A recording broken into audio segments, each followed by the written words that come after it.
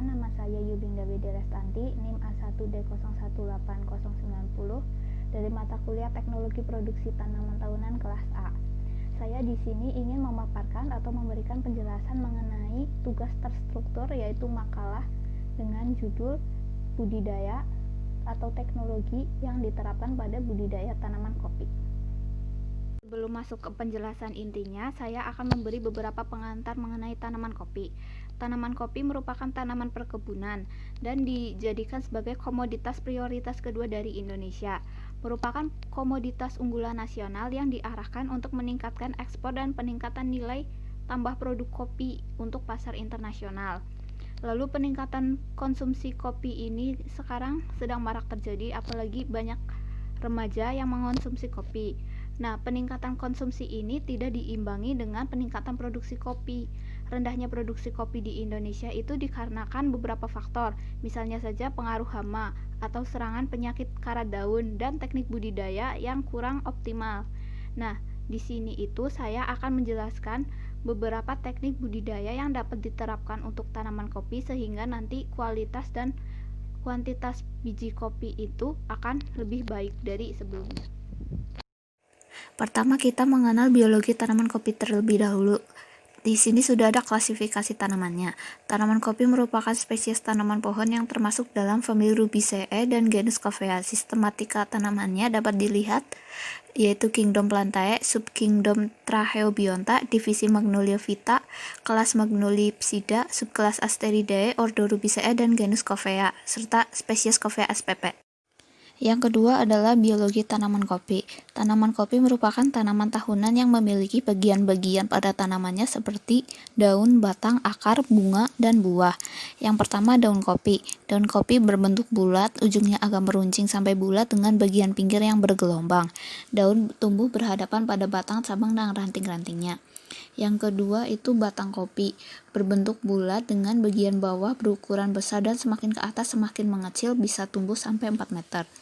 Yang ketiga adalah akar. Akarnya tunggang karena tanaman kopi itu merupakan tanaman dikotil. Lalu bunganya tersusun dalam kelompok yang tumbuh pada buku-buku cabang, memiliki mahkota berwarna putih serta kelopaknya berwarna hijau. Lalu ada buah kopi, buah muda yang berwarna hijau, kemudian kalau merah menandakan sudah matang, dan terdiri atas 3 lapis, yaitu exocarp, mesocarp, endocarp, kulit ari, dan kulit biji. Sebagai tambahan, kopi dapat tumbuh baik di ketinggian 700 meter di atas permukaan laut dengan curah hujan tahunan sekitar 2000 hingga 3000 mm per tahun. Selain itu, keadaan tanah yang cocok adalah kemasaman atau pH sekitar 5-6,5 dan suhu rata-rata berkisar 21-24 derajat Celcius. Jadi apa sih arti penting tanaman kopi itu? Arti penting tanaman kopi itu yang pertama adalah berpotensi sebagai komoditas ekspor. Indonesia menjadi pengekspor kopi keempat dunia setelah Brazil, Vietnam, dan Kolombia. Dari total produksinya itu 67%-nya untuk diekspor dan 33%-nya untuk kebutuhan dalam negeri. Yang kedua adalah sebagai bahan baku berdaya saing internasional. Nah, konsumsi kopi di dunia kan besar. Biji kopinya dapat digunakan sebagai bahan baku pembuatan kopi. Misalnya saja kalau di luar negeri dapat dibuat sebagai roast coffee, instant coffee, dan lain sebagainya. Serta jika di dalam negeri itu ada Lintong Coffee, Lampung Coffee, Java Coffee, Kintamani Coffee, dan sebagainya. Pembahasan selanjutnya yaitu fase pertumbuhan dan karakter fisiologi tanaman kopi. Nah, yang pertama adalah fase pertumbuhan. Pertumbuhan tanaman kopi itu ada vegetatif dan generatif. Kalau pertumbuhan vegetatif itu, kopi mempunyai sifat dimorfisme dalam pertumbuhan vegetatifnya, yaitu pertumbuhannya tegak atau ortotropik dan pertumbuhan ke samping atau plagiotropik dengan percabangan yang banyak. Lalu untuk pertumbuhan generatifnya itu dimulai dari fase primordia bunga sampai buahnya siap panen. Nah, untuk dibeda-bedakan fase pertumbuhannya menurut umur itu ada contoh kasusnya dalam kopi Robusta. Yang pertama adalah fase tanaman belum menghasilkan umur 1-3 tahun. Yang kedua fase ngagung umur 4-5 tahun. Yang ketiga ada fase tanaman muda umur 6-15 tahun. Yang keempat fase tanaman dewasa umur 16-25 tahun. Dan terakhir fase tanaman tua umur lebih dari 25 5 tahun. Yang kedua adalah karakter fisiologi tanaman kopi.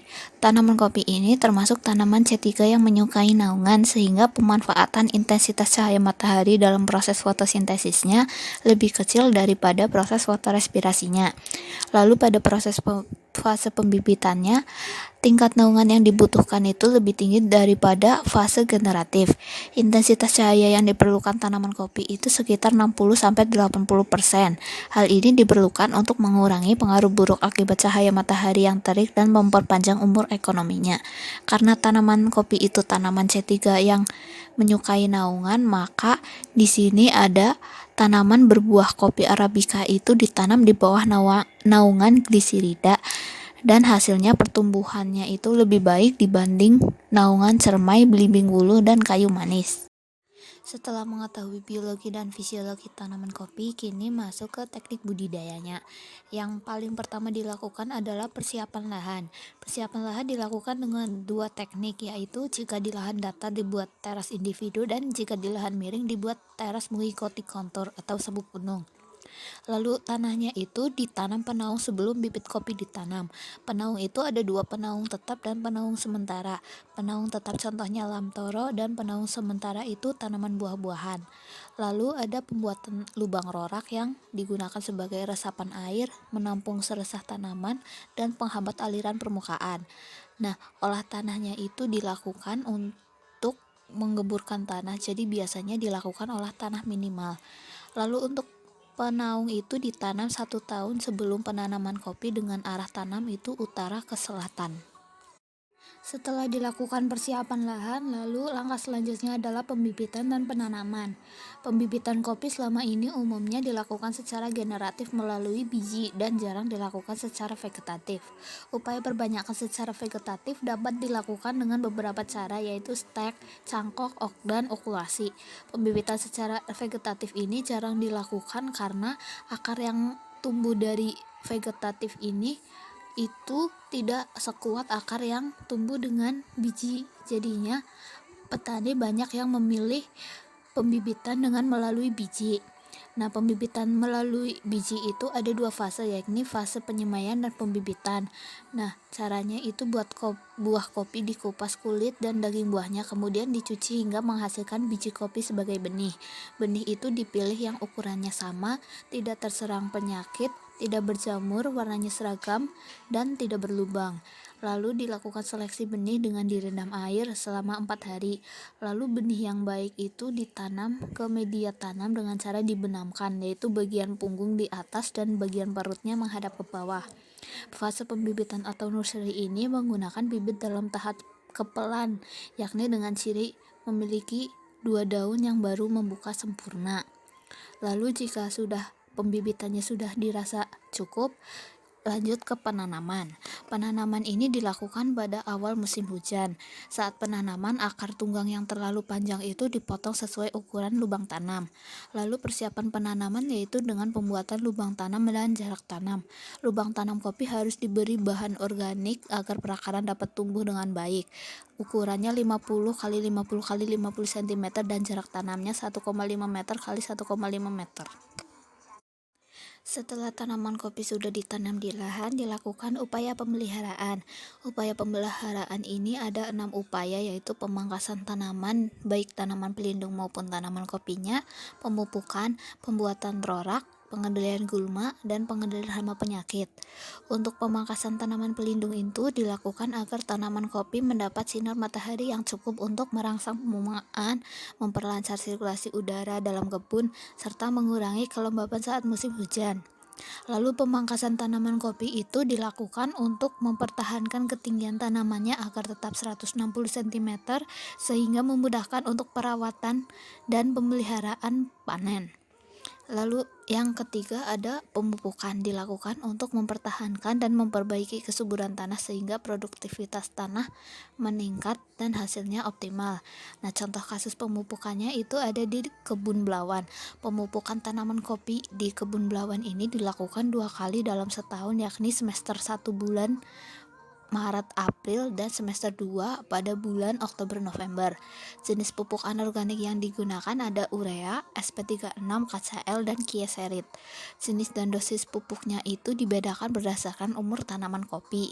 Nah, cara aplikasinya itu ditaburkan dengan menggunakan wadah yang sudah ditentukan takaran dosis per pohonnya.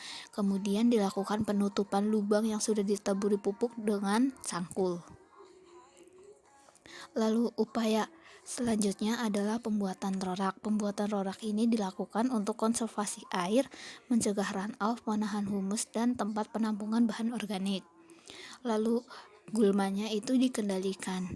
Pengendalian gulma ini dilakukan untuk menghindari persaingan penyerapan hara antara tanaman kopi dan gulma serta memudahkan pemanenan.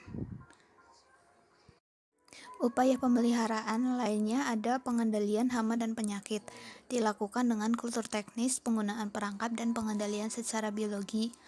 Untuk kultur teknis itu dilakukan dengan 3 cara, yaitu petik bubuk, yaitu mengawali petik panen dengan memetik semua buah masak yang terserang penggerek buah. Lalu kemudian ada lelesan, yaitu pemungutan semua buah kopi yang jatuh di tanah. Lalu yang ketiga ada racutan atau rempesan, yaitu memetik seluruh buah yang ada di pohon pada akhir panen. Ketiga cara tadi, petik bubuk, lelesan, dan racutan itu direndam dalam air panas suhu 60 derajat Celcius selama kurang lebih 5 menit. Lalu upaya penggunaan perangkap itu dengan memasang alat perangkap dengan senyawa penarik, misalnya hipotan, yang ditaruh di dalam alat perangkap. Alat perangkap tadi itu dipasang dengan kepadatan 24 alat per hektarnya selama minimum 2 tahun dan setelah musim panen berakhir. Lalu ada pengendalian secara biologi itu dilakukan dengan cara menggunakan parasitoid dan jamur patogen serangga, contohnya Beauveria bassiana. Aplikasi bassiana itu dianjurkan dengan dosis 2,5 kg biakan padat atau 100 gram spora murni per hektar selama 3 kali aplikasi per musim panennya. Setelah dilakukan pemeliharaan sedemikian rupa, maka masuk ke proses panen. Buah kopi itu mencapai masa fisiologisnya sekitar 3-4 bulan dari masa pembungaan. Tanda-tanda buah kopi masak adalah perubahan warna dari warna hijau menjadi warna merah. Apabila warna merah sudah mencapai 70%, maka buah kopi itu siap dipanen. Interval pemanenan itu bisa 1-2 minggu sekali buah kopi dipanen pada panen raya. Pemanenan bisa mencapai 10-15 kali bergantung kondisi pertanaman kopinya. Nah, di Indonesia sendiri umumnya masih melakukan panen kopi itu secara tradisional, yaitu dipetik menggunakan tangan. Biji kopi yang dipetik itu harus dalam kondisi warna merah atau dipetik merah, lalu dipetik selektif, yaitu biji kopi dompolannya matang, atau dipetik lelesan, yaitu biji kopi telah gugur sebelum proses pemetikan. Sebetulnya ada satu lagi, yaitu petik racutan, yaitu apabila biji kopi yang dipetik masih dalam kondisi hijau, tapi petik racutan ini tidak dianjurkan. Setelah dilakukan panen, buah kopi itu masuk ke tahap pasca panen. Pasca panen pengolahan buah kopi itu terbagi atas 2 cara, yaitu pengolahan basah dan pengolahan kering. Pengolahan basah ini dilakukan untuk buah kopi yang kualitasnya superior dengan menggunakan 2 jenis fermentasi, yaitu fermentasi basah dan fermentasi kering.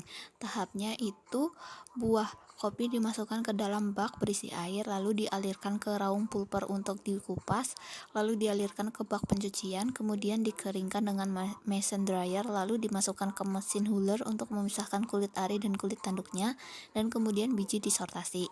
Nah, kalau pengolahan keringnya itu digunakan untuk mengolah buah kopi hijau, rambangan, hitam, dan terserang penyakit.